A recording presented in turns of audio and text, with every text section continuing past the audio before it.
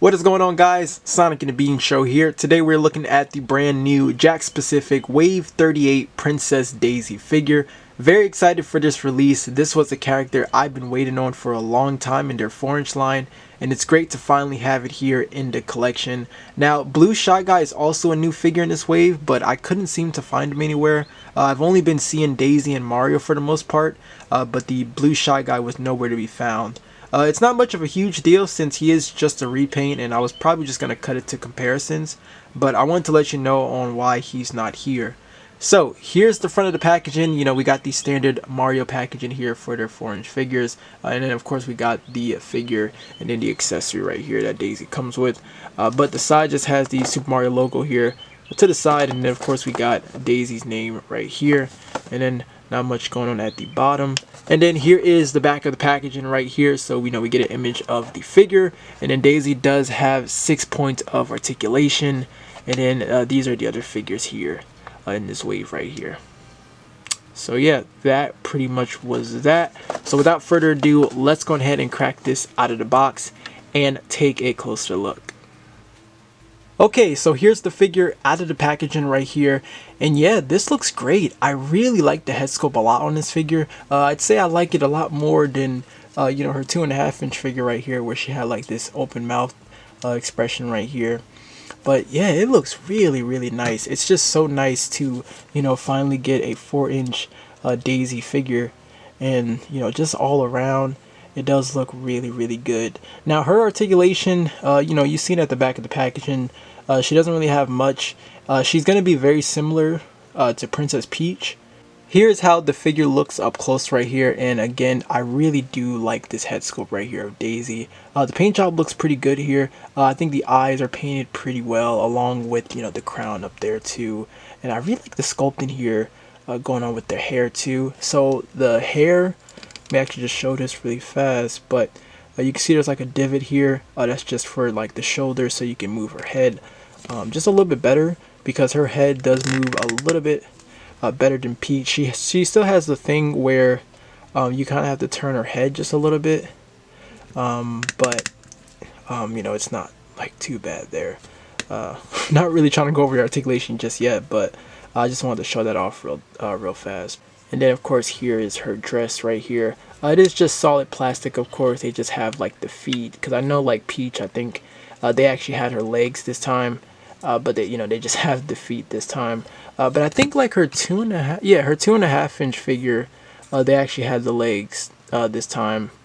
But you know, for Daisy that's not going to be the case. But they did do that for the 2.5-inch Princess Peach figure, where they just had, you know, just the legs, or not the legs, but just like the feet really.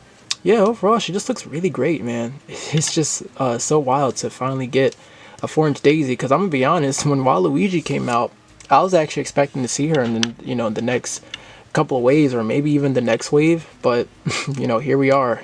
Now for the articulation, so I know I went over the head, but you know, the head is just, you know, on a standard ball peg, so you can rotate it, but you know, she is gonna like turn to the side because of the hair kind of bumping up to her shoulders. But you can still, you know, rotate the head, and she can't really like look up just because of the hair, but looking down isn't too bad. You know, you can have her look down just about there, and then you have a ball peg going on right here, so you can kind of, you know, help Daisy look down just a little bit more.